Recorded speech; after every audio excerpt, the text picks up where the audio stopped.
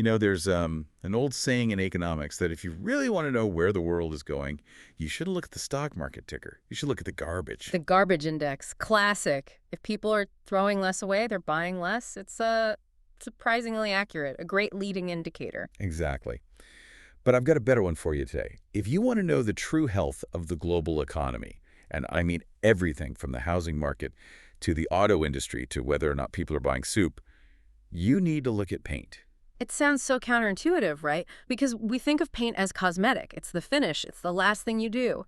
But chemically, and more importantly economically, it's actually the glue holding so many sectors together. It's a massive bellwether. And that is exactly why we're doing a deep dive today into a massive stack of paper that just hit the wires a few hours ago. We're looking at the Sherwin-Williams company ticker symbol, SHW. They just released their year-end and fourth quarter report for 2025. Today is January 29, 2026, so this data is it's hot off the press. And let me tell you, having gone through this report, it is a fascinating document. I mean, it is just full of contradictions. If you just read the headlines, you'd think we are in a boom time. But if you read the footnotes, which is what we're here to do, you see a company bracing for a storm. So our mission today is to decode that signal. We're going to try and figure out how a company can hit record sales while selling less actual product. Selling less stuff, yeah. And what their CEO is warning about demand choppiness means for your wallet in 2026. Because if the biggest paint company in the world is worried, maybe we should be too. Let's get into it. All right, let's start with the shiny objects, the headline numbers that, the algorithms pick up first. For the full year 2025, Sherwin-Williams posted consolidated net sales of $23.57 billion. That's a record. It's up 2.1% from the previous year. And on the earnings side, their adjusted diluted net income per share hit $11.43. That's also up about 0.9%. So looking at that from a 30,000-foot view, records are records, right? If I'm a shareholder, I'm seeing green arrows. Revenue's up, earnings are up. Should we just pop the champagne and call it a day? Well, put the cork back in for a minute. This is where we have to separate growth from health. Yes, the top line number is a record. But we need to talk about the quality of those earnings. You mentioned that $11.43 figure. That's the adjusted earnings per share. Right, adjusted. The financial world's favorite euphemism. Exactly. Adjusted earnings are what companies like to present because they strip out one-time costs. They remove things like acquisition costs, restructuring expenses, severance packages. It's a way of saying, if we ignore all the messy stuff we did this year, here's how much money we made. But the messy stuff still costs actual money. You still have to write the check. It certainly does. And if you look at the GAAP numbers, that's generally accepted accounting principles. The strict by-the-book standard, their diluted net income per share, actually decreased by 2.7%. It dropped to $10.26. Okay, so that's a huge gap. The adjusted story is growth. The official story is a contraction. That's a totally different narrative. Precisely. And that decline in real profitability is the first clue that this wasn't an easy year. The CEO, Heidi G. Petz, she was very explicit in the report. She talked about continued demand choppiness. Demand choppiness. It sounds like bad weather for a boat trip. But what does that actually look like in the data? Because if sales are up to $23 billion, someone is obviously buying paint. And this brings us to maybe the most critical concept in this whole report, the disconnect between price and volume. Let's unpack that. Because usually when I think of a business growing, I think they're selling more stuff. In a healthy economy, yes. But look at their biggest segment, the paint stores group. That's the 4,000 plus local stores you see in every strip mall. Sales grew 2.7% in the fourth quarter. That looks healthy. But the report admits this growth was driven entirely by selling price increases. Meaning they just charge more for the bucket. Mid-single-digit percentage increases, to be specific. But here's the kicker. Sales volume. The actual number of gallons of paint liquid leaving the store decreased by a low single-digit percentage. So they sold less paint, but they made more money. That is the magic of what we call pricing power. It reminds me of, okay, let's say you run a bakery. Last year, you sold 1,000 croissants for $3 each, made $3,000. This year, the line is shorter. You only sell 900 croissants. But you raise the price to $4. And suddenly you've made $3,600. So the register is fuller, but fewer people are actually eating your croissants. That is a perfect analogy. And for a business, that is a great short-term lever to pull. It shows your brand is strong. If Sherwin-Williams raises prices, the professional contractors, who are their bread and butter, they don't just walk away, they pay it. They need the specific color match, they need the supply chain reliability, they need to get the job done, so they eat the cost. Or they just pass it on to me, the homeowner. Exactly. But there's a limit to that. You can't just raise prices forever if volume keeps dropping. Eventually, you run out of room. The fact that volume is down, even the low single digits, that's a warning light. It means projects are getting canceled or, scoped down. Contractors are buying just enough to finish the job and maybe delaying the next one. So the record revenue is essentially inflation masking a slowdown in activity. In large part, yes. It's inflation and strategy masking a recession in actual physical demand. Speaking of masking things, there's another reason the revenue numbers look so good, specifically in the fourth quarter. And it involves a passport. We need to talk about Suvinil. Ah, yes, the Brazilian acquisition. This is a huge piece of the puzzle that explains that Q4 surprise. I noticed in the Consumer Brands Group, that's the division that sells to retailers like Lowe's, not their own store's revenue, jumped by a staggering 24.5%. When I saw that, I thought, wow, the DIY market is back. Everyone is painting their spare bedroom this winter. That would be the optimistic reading. But it's incorrect. The report is very clear. Core North American DIY demand remains soft. People are not painting their spare bedrooms. Why not? Is it just laziness? It's economic anxiety. Existing home sales are stagnant because interest rates are high. People aren't moving, so they're not painting the new house. And they're not prepping the old house for sale. So where did that 24% jump come from? You tell me. It came from buying growth. They acquired a company called Suvinil, which is a market leader in Brazil. That one acquisition contributed $164.5 million in sales in the fourth quarter alone. That is a massive chunk of change. So if you take Suvinil out of the equation, the Consumer Brands Group would look flat to negative. This is what we call inorganic growth. Yeah. You're not growing because you're selling more of your core product. You're growing because you bought someone else's sales. Is that a bad thing? Not necessarily. I mean, it's a valid strategy to expand your footprint. Brazil is a massive market with a growing middle class, but inorganic growth comes with a hangover. Remember how we said profit was down? Despite that massive 24.5% sales jump in consumer brands, the segment profit actually dropped 15.6%. Wait, sales up 24%, profit down 15%. That's brutal math. How does that happen? That's the cost of integration. You buy a company, you have to merge supply chains, you have legal fees, and, crucially, you have interest expenses on the debt you used to buy it. So Suvinil boosted the headline revenue number, making the company look bigger, but it dragged down the bottom line, making the company look less efficient, at least for now. It really reinforces that you cannot just read the bold print at the top of the press release. You have to look at the segment breakdown. Always. And the segment breakdown tells a really nuanced story about the economy right now, because not everything is soft. Right. Let's pivot to that. We've got the paint stores, mostly pros, mostly struggling with volume. We've got consumer brands, mostly DIY, totally flat without the acquisition. But then there's the Performance Coatings Group. PCG. This is the industrial side. And honestly, if you want to know how the global manufacturing engine is running, look here. Their sales were up 3.3% to $1.64 billion. And what stood out to me here was what is actually selling. Because it wasn't everything. They specifically called out packaging as a bright spot. Right. High single-digit growth in packaging. Now, for the listener, when we say packaging in the paint world, we aren't talking about cardboard boxes. No, we're talking about coatings for metal. The lining inside your soda can. The coating on a can of soup or vegetables. Which makes sense. Even when the economy is choppy, people still drink soda. They still buy canned beans. Exactly. It's a classic defensive sector. It is recession resistant.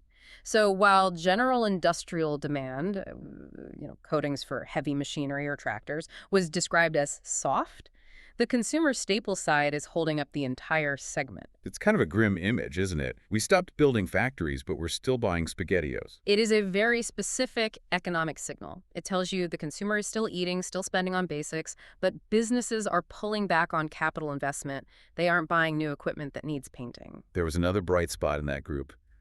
Automotive refinish. Yes, leading the performance. Now, refinish is distinct from OEM, right? Correct. OEM, original equipment manufacturer, is the paint that goes on a brand new car at the factory. Refinish is what body shops use to fix your car after a fender bender. So why is refinish booming?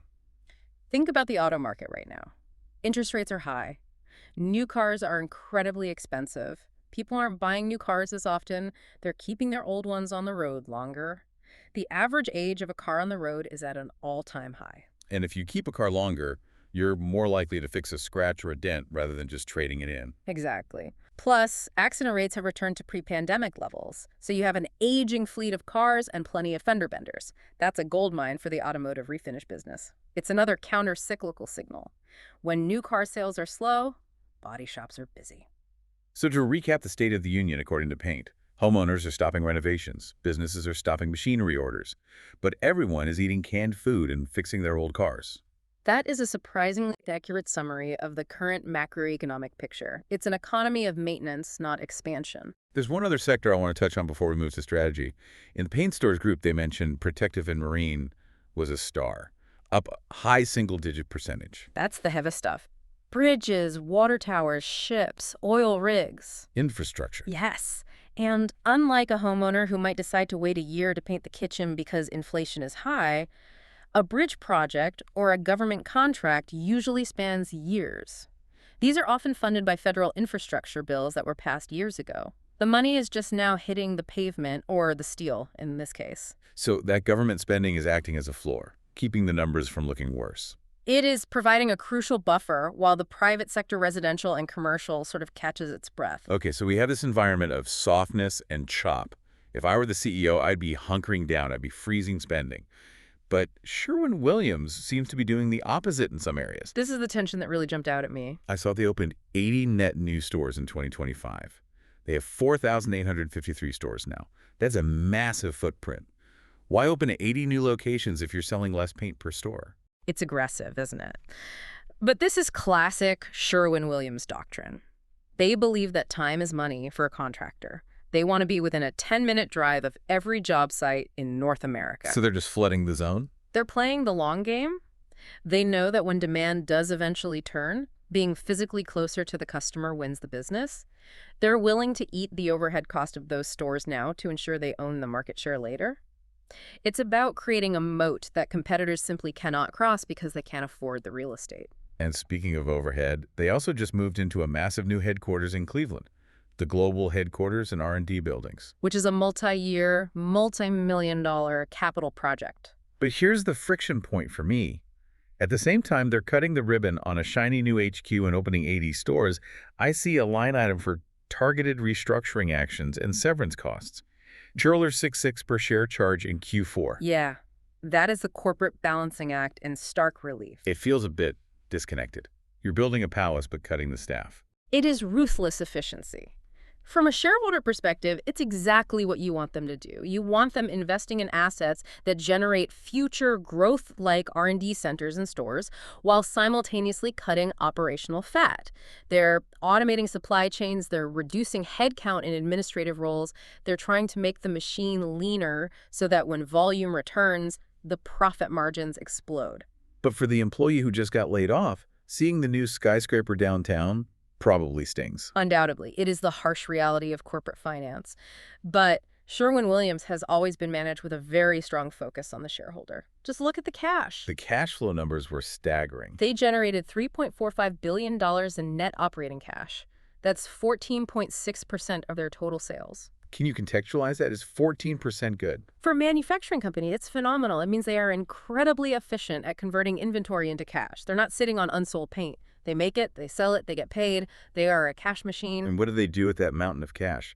They didn't just put it in a savings account. No, they gave it back. They returned $2.4 billion to shareholders. They bought back 4.8 million shares of their own stock. Which, just to clarify for the listener, reduces the total number of shares, which boosts the earnings per share for everyone left holding the bag. Correct. And this is a stat that institutional investors absolutely love. They increased the dividend for the 47th consecutive year. 47 years.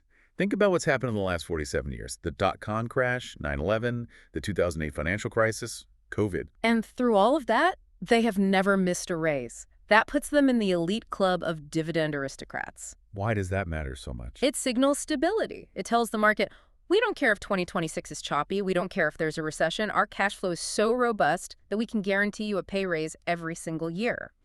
That's why investors stick with them even when the stock is expensive. It's a safety blanket. Pension funds love this stuff. Well, they're going to need that safety blanket because the guidance for 2026 was honest. That is a polite way to put it. The CEO, Heidi Petitz, used the phrase softer for longer. Yes.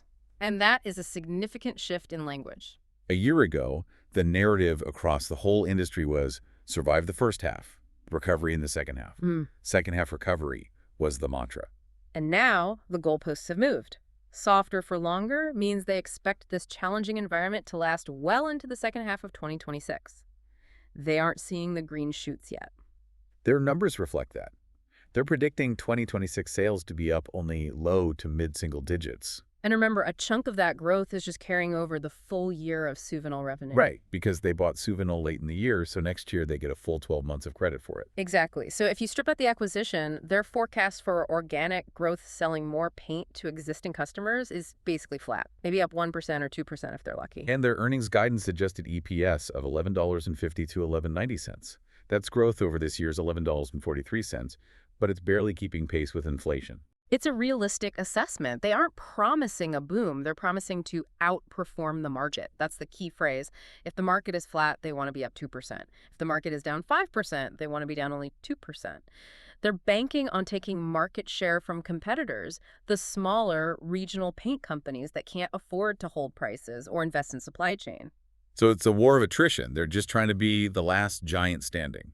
Essentially, yes. And in Q1 specifically, the quarter we're in right now, they're expecting sales to be up mid-single digits, again, largely due to that acquisition. So let's bring this all home for the listener. We've parsed the numbers. We've looked at the strategy. Why should you care about Sherwin-Williams' Q4 report? Well, if you're in business, any business, not just construction, this report is a masterclass in margin management. It shows you how to protect your profit when demand disappears. You cut costs aggressively, you raise prices where you have leverage, and you use your balance sheet to buy growth where you can find it. Even if that growth is in Brazil. Wherever you can find it, you have to be agile. And if you're just a regular person watching the economy, trying to decide if you should buy a house or invest your money, I would say look at the softness in the DIY and residential repaint sectors. That is a direct signal from Main Street. When people stop painting their living rooms, it means they don't feel wealthy. It means they're worried about their jobs or they're squeezed by inflation. renovations are the first luxury to go. Correct. And Sherwin-Williams is telling us that people are still cutting back. We probably won't see a broad consumer recovery in the housing sector for at least another 6 to 9 months. Which is sobering. We spend so much time looking at tech stocks and AI for economic signals, thinking the future is all digital. But maybe the real signal is just whether or not your neighbor is staining their fence. It's often a much more reliable indicator of reality. So here's where it gets really interesting for me. We have this picture of a company that is bracing for a storm. They're cutting costs. They're predicting soft demand. But at the same time, they are pouring concrete. They are opening stores. They are committed to this massive infrastructure. It's a paradox. It leaves me with this final thought for our listeners to chew on. If the biggest player in the game, the one with the best data, the one who knows exactly how much paint is being sold in every single zip code in America, if they're bracing for a tough 2026, why are they spending so aggressively on expansion? That is the multi-billion-dollar question. Are they just stubborn? Or, and this is what I wonder, are they seeing a bottleneck on the horizon? Are they betting that when interest rates finally drop and the dam breaks, there is going to be such a rush of deferred maintenance, millions of unpainted houses, unbuilt bridges, that the only winner will be the one who built the capacity during the downtime? It's the classic strategy of the market leader. You invest when everyone else is retreating, so you own the recovery. But it requires nerves of steel and incredibly deep pockets. Nerves of steel and a lot of eggshell white. Indeed. That is all for today's deep dive into the Sherwin-Williams 2025 report. A record year with an asterisk, a bakery that sells fewer croissants for more money, and a warning signal for the 2026 economy. Thanks for listening, and we'll catch you on the next one.